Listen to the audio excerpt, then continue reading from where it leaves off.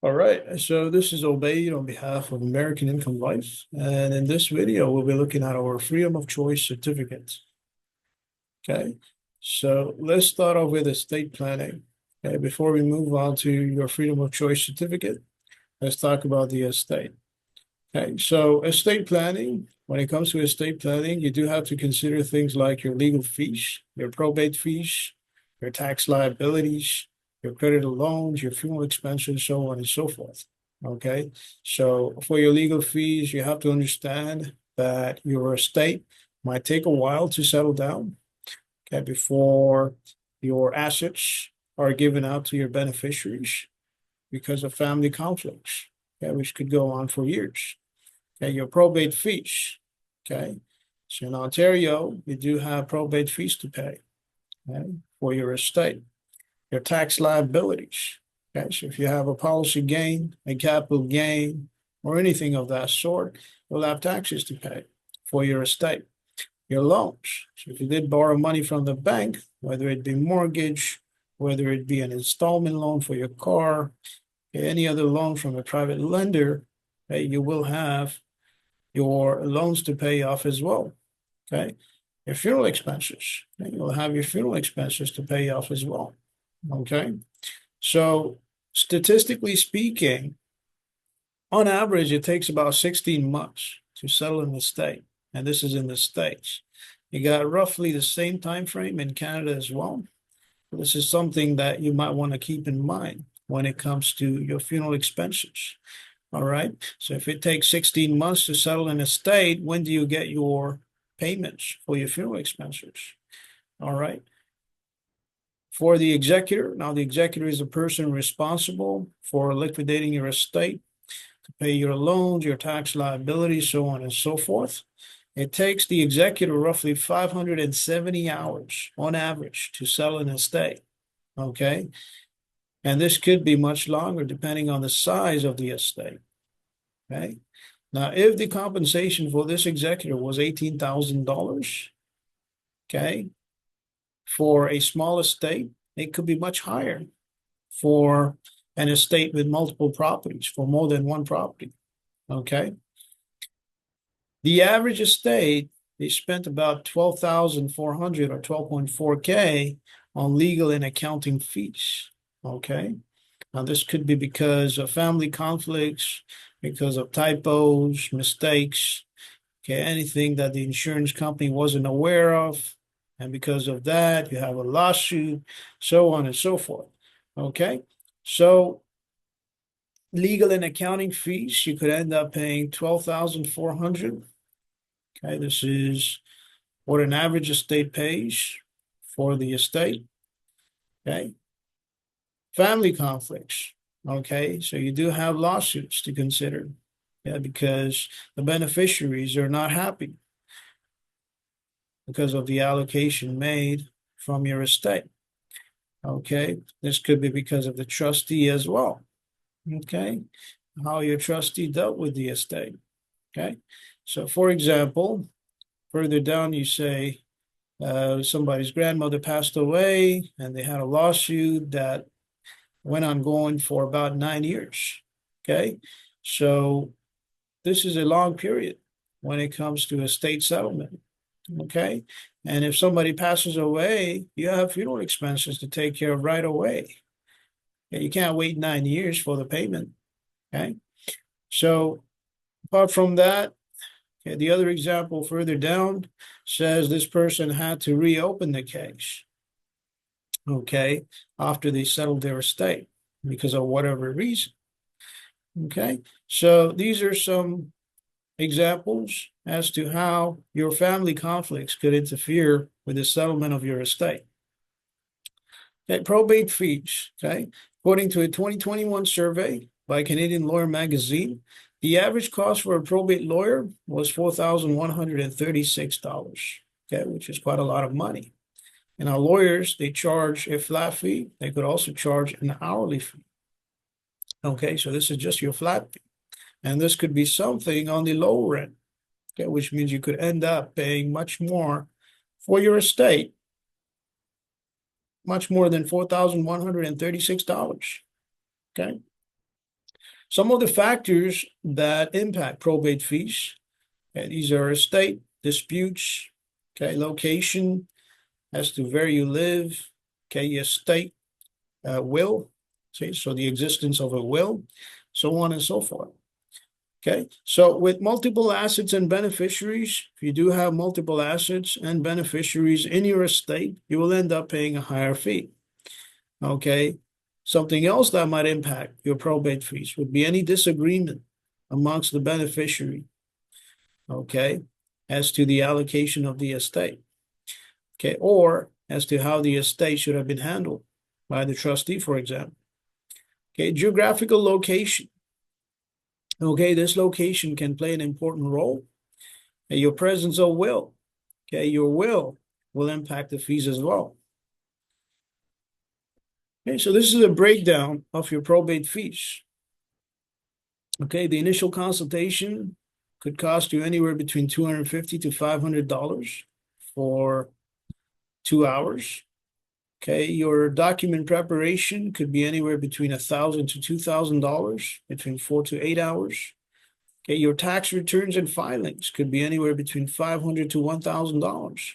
So overall, you're looking at over $5,000 worth of probate fees. Okay, could easily go up to $11,500. All right. Some of the additional charges that you might want to consider when it comes to your probate fees, these are your estate admin taxes, okay, your admin bonds, okay, and miscellaneous charges. Okay, your estate admin tax is paid to the government of Ontario. Okay. All right. So this is part of your tax liability. Okay, along with your capital gain, your policy gain, your property taxes, so on and so forth. Okay, so whenever you sell your property, okay, and this is if you sell your principal residence, okay, it's possible that some or all of the capital gain from the sale might be exempt.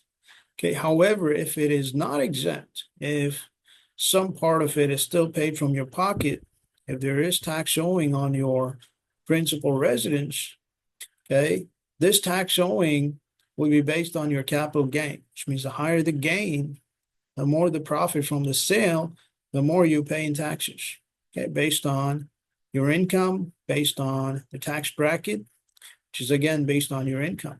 Okay, so let's say, for example, if the sale from the property is $1 million and the cost price was $800,000, the capital gain will be $200,000. Okay, the MTR, if it is 15%, the tax owing on the property sale will be $30,000, which is a lot of money for your beneficiaries to pay. Okay, so principal residence, the capital gain can happen whenever you sell the property for more than what you paid for it. Okay, the difference between what you paid and what you sold the property for is a capital gain. The principal residence exemption allows you to exclude the capital gain from the sale of your home from your income. Okay, so this is principal residence. Okay, so what can qualify as a principal residence? It could be a house, it could be a cottage, a condominium, an apartment in an apartment building, could be an apartment in a duplex, it could be a trailer, a mobile home, and a houseboat. Okay, so property can qualify as principal residence for any year if it meets all of the following 4 conditions. Okay, number 1, it is a housing unit, a leasehold interest in a housing unit, or a share of the capital stock of a co-op housing corporation acquired only to get the right to inhabit a housing unit owned by that corporation. Okay. The second condition, a person who died owned the property, whether alone or jointly with another person.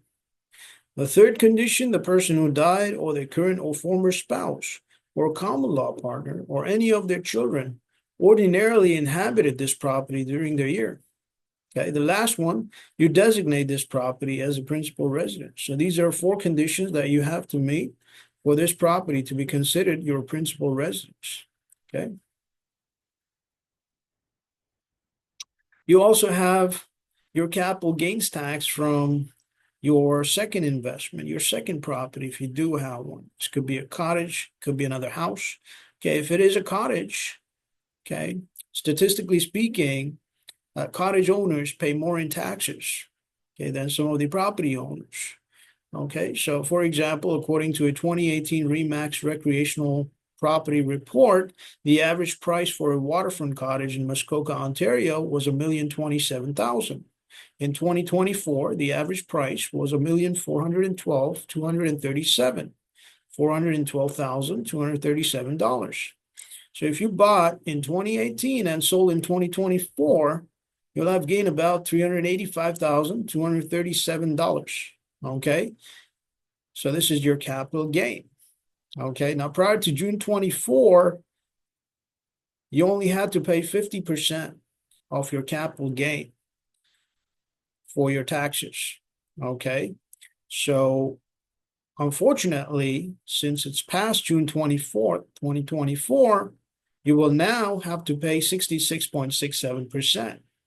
Okay. And just to get an idea as to how much that is, okay, the capital gain of $385,237 that we had before will be taxed for $256,837.51 compared to what it would have been taxed prior to June 24th, which was $192,618.50.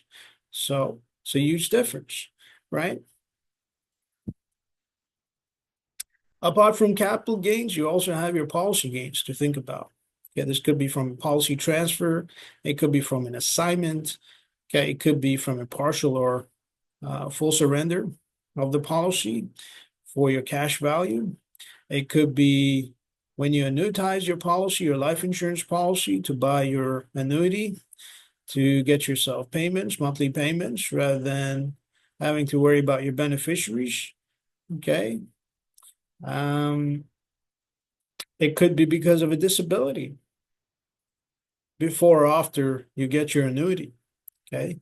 In which case, your payments are spread out over the period of the annuity. Okay. So again, policy gain, cash surrender value of the policy, take away ACB, which is the cost price of the policy for tax purposes. This will lead to a policy gain. Okay, times that by your MTR, your tax bracket, your percentage based on your tax bracket will give you your tax owing. All right, so these are some of the stats for property taxes. Okay, property tax is another tax liability that you have to think about when you settle an estate. Okay, so statistically speaking, in 1999, Canada had about 79.5 single or detached homeowners. All right, so 79.5%, which is quite a lot compared to some of the other property categories over here. Okay, as you may notice.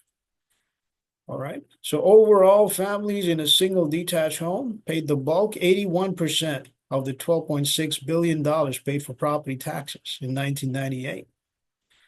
Okay, in 1998, homeowning families with a detached home in Ontario paid the highest property tax, roughly $2,319. Okay, so these are some figures over here for your property taxes in Toronto. Okay, as you can see, the residential tax rate is roughly 0.72%. So when you consider a property worth over $1 million or roughly $1 million, the residential tax rate will be $7,153 every year. Okay, compare that to a commercial property tax, which will be $22,287 a year. Okay. Your property taxes for cottages. Okay, so cottage owners, again, they pay a lot in property taxes as well. So for the estimated $75 billion worth of residential cottage industry, the property taxes, the annual property taxes were $700 million. Okay, when this survey was taken. All right. Okay, and last but not least, you have your estate admin taxes. Okay. So Yeah, these are tax liabilities that you have to consider. Okay. Should you have an estate over $50,000, okay, you will end up paying $15 for every $1,000 worth of your estate. Okay, so if your estate is over $1,000, you can do the math to figure out how much you will need to pay off your estate admin taxes. All right. Okay, now apart from tax liabilities, you also have loans to think about when settling down an estate. Okay, and one such example is your line of credit.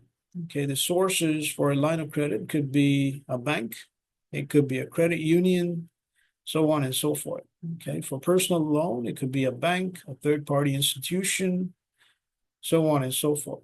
Okay, mortgages, your banks, your credit unions, your financial institutions. Okay, installment loans, you have your financial institutions, private lenders, especially for second mortgage. Okay, when you deal with private lenders, they often use your first property, your first mortgage as a collateral. Okay, and that's how they pay for your down payment, for example, when it comes to a second mortgage. Okay, credit cards. Okay, these credit cards include but not limited to MBNA, your Capital One, PC Financial, RBC, and CIBC. Okay.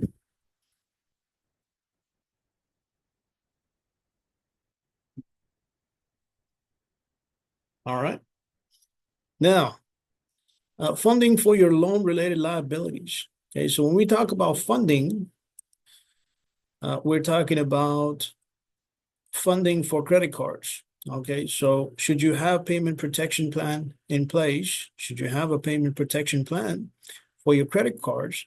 It will ensure any sort of critical illness, involuntary job loss, and disability. Okay, now much of this protection is provided by the bank. If not, it could be through a third party or an insurance company, okay, such as Triton Insurance Company. All right.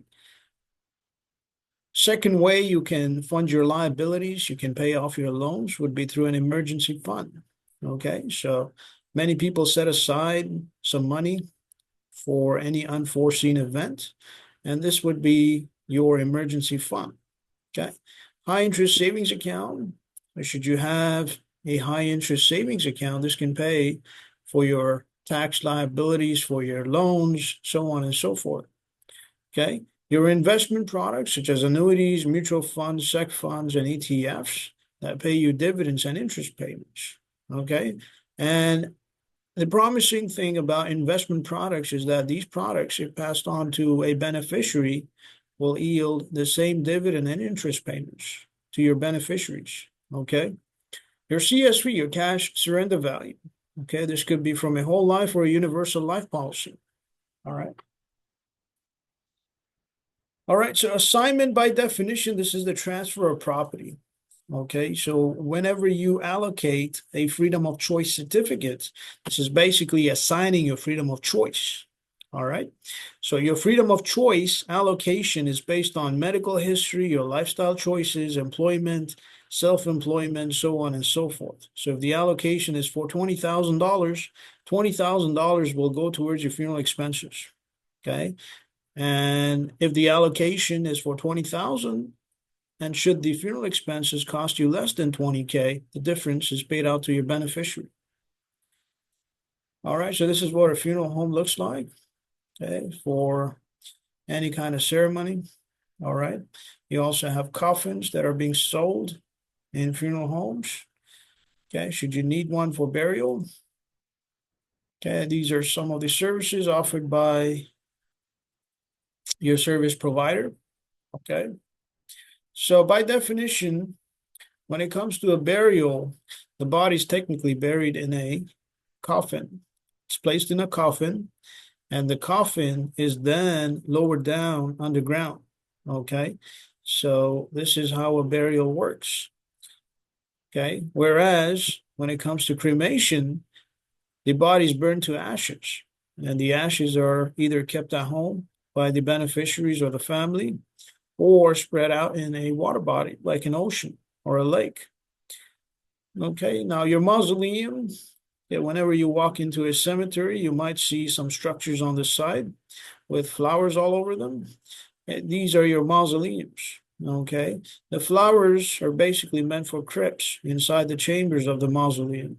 Okay, and you could end up having more than one body in a chamber. Okay, so this is something that you have to consider when planning out your funeral budget. Okay, when making arrangements for your funeral up ahead in advance. Okay, this is what a coffin looks like. Okay, so your body goes inside this coffin, and this coffin is then placed on the ground, okay, with a grave marker or a tombstone on top. Now, tombstones are pretty expensive. They can go up to $20,000, and that's the reason why you have your freedom of choice certificate to take care of those kind of expenses as well. Okay. Okay, cremation. This is what a mausoleum looks like. Okay, so on and so forth. Now, for your funeral budget, again, some of the investment sources include but not limited to emergency funds. Could be pension funds locked into a LIRA RSP or available through TFSA, your tax-free savings account, your life income fund, or through an annuity. It could be through your CSV, your cash surrender value from a UL and whole life policy. It could be through your term policy like term 10 and term 20. Okay, it could be through your riders and supplementary coverages like term insurance rider, terminal illness, dread disease, AD&D, so on and so forth. Okay, or it could be from a policy transfer, an absolute assignment. Okay, this could be a policy that somebody else transfers to you. Okay, so on and so forth. All right. Now, unfortunately, things don't always work out as planned, and financial budgets don't always work out as well. Okay. Um, because of unforeseen events. And that's the reason why American Income Life, they allocate certain amount of your death benefit towards your freedom of choice certificate to cover your funeral expenses. Okay. Because as you might know, your funeral business is just like any other business. Okay. Which means when a family member walks up to a funeral director, the funeral director will ask for payment up front to cover the funeral process, to cover the funeral expenses. All right. And if this payment is not made, it will just delay the funeral itself. So that's the reason why, to put your family members at ease, you might want to get one of these freedom of choice certificates. Okay. And this is something that you pass on to your family member, your legal representative, okay, your spouse, and this person will just hand over the certificate to your funeral home or your funeral home director, and everything will be taken care of from there on.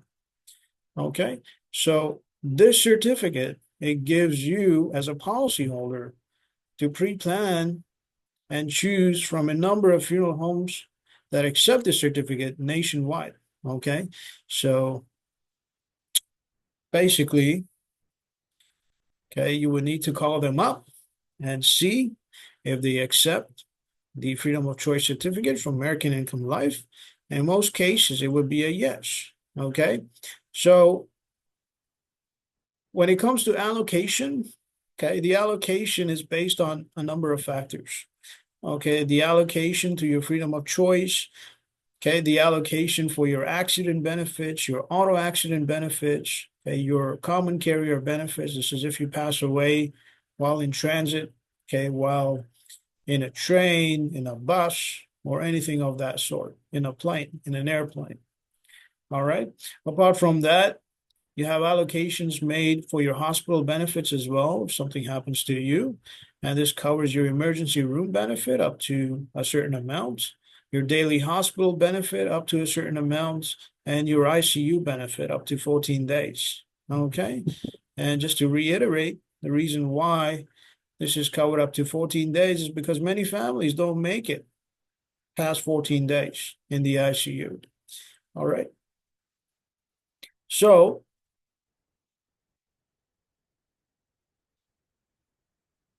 all right. So once again, your freedom of choice certificate, it's assigned to a funeral home or a cemetery or a person in charge of your funeral expenses. Okay. The allocation will depend on life insurance or policyholders' medical history, lifestyle choices, employment, self-employment, so on and so forth. It's the same way the underwriters, they accept your risk. For the policy, they assign you. Okay. So if the allocation is for $20,000 and the funeral expenses are $15K, the difference, which is $5,000, will be paid out to the beneficiary assigned on the policy, assigned on the freedom of choice certificate. Okay, so let's go ahead with the assignment form for your freedom of choice. All right.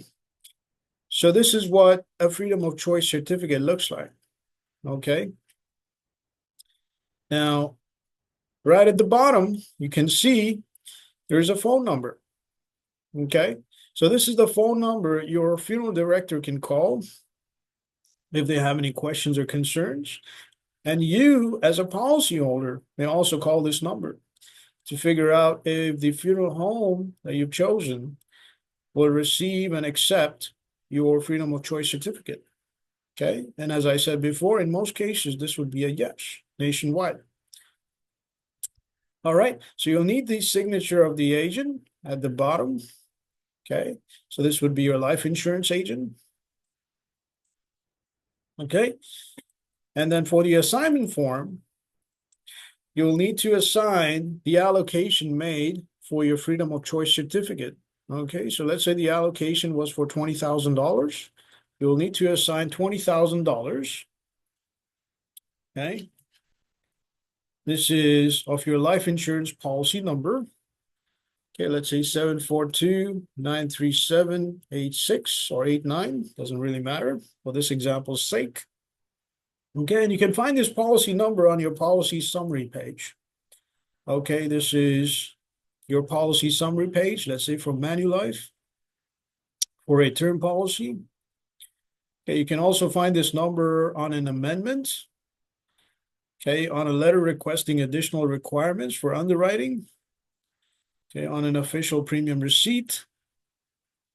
Okay, for a group optional life insurance policy, for an optional group life and accident insurance, so on and so forth.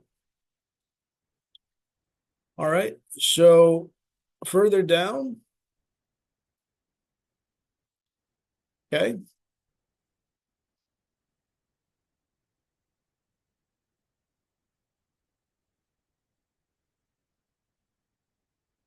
Okay. With American Life Insurance Company 2, you will jot down the name of your trustee who's responsible for your estate, or your family member, or your legal representative. It could also be the name of the funeral director or the funeral home over here. Okay. So XYZ, YZZ, let's say first and last name. Now, in most cases, this would be your service provider, okay, which is your funeral home. All right. Now, should you assign a service provider and pre-arrange your funeral, make reservations for your burial as well as the funeral services, you will have a contract to sign. Okay. And this contract will be for you and your service provider, not the insurance company. Okay. So let's say you and the funeral home. So in this case, in connection with my contract with the assignee, let's say this is the funeral home or the funeral director, dated. Okay, this would be the date when you sign the contract. So let's say October 10th, 2024. Okay, dated this day of this month and year. Now, this day over here has to do with the assignment of your freedom of choice. Okay, so dated your freedom of choice, you filled it out on the 10th of October as well. So let's just say 10th over here. Okay, day of October. This is October 2024. Now, it's important to have a witness when you fill this out for insurance purposes. Okay, and your witness cannot be anybody you named on a will. Okay, it has to be a third party. Okay, a third party who has nothing to do with your will. Okay, simply there, to act as an alibi or a witness. All right. So here you will have a witness. Okay. So the name of the witness, let's say YYY, ZZZ, and the name of the beneficiary. Okay. This is the beneficiary who will receive the difference between the cost of the funeral and the allocation for your freedom of choice. Okay, so in most cases, this would be the same beneficiary as the beneficiary that you typed in for your application, for your base policy. Okay, so let's say the beneficiary in this case, this is XYZ, YZZ. Okay, and the address, this is 123 Beneficiary Drive, Brampton, Ontario. Postal code is L6T1R, so on and so forth. Okay. All right. So this is Canada. Okay, and postal code can go at the bottom. All right, so this is basically how you fill out your AG 2077, okay, your freedom of choice assignment. Okay, next you have your freedom of choice summary sheet to fill out. And to fill this out, you'll need to make a declaration. All right, so I understand that my final expense benefit is for so and so. So this amount over here will be the same as the amount allocated for your freedom of choice. Okay, this will be the same figure that you typed in over here, which is $20,000. Okay. My freedom of choice plan can be used at funeral homes nationwide. Okay, so these are all the funeral homes that accept freedom of choice. Okay, so you're going to put a cross mark beside both of these statements. Okay. If my funeral expenses are less than my death benefit, the difference will be sent to the beneficiary. Okay, and again, this is the beneficiary on your assignment form. Okay. Put a cross mark right beside it. Your funeral director will accept assignment of this plan as immediate payment for my final expense. Okay. So again, this is to prevent any kind of delay in the funeral process. All right. So policy payments do take a while because it takes a while for the estate to be settled. And that's the reason why you have the freedom of choice to cover your funeral expenses right away. So there is no delay in the funeral. And it puts your family members at ease, knowing that everything will be taken care of with a simple certificate. All right. This is where your pre-planning and pre-arrangements pay off. Okay, so my monthly premium will be so and so and will be handled in the following manner. So let's say in this case, your monthly premium would be the premium assigned to your policy via your life insurance agent. Okay, roughly the same time when you sign the application, okay, and you get a code. So let's say your monthly premium is $150. Okay, for your base policy, your endorsements, your riders, supplementary coverage, so on and so forth. Okay, and this payment will be either taken out from your checking account, your savings account, or any other payment method, as indicated over here. So again, when it comes to payments,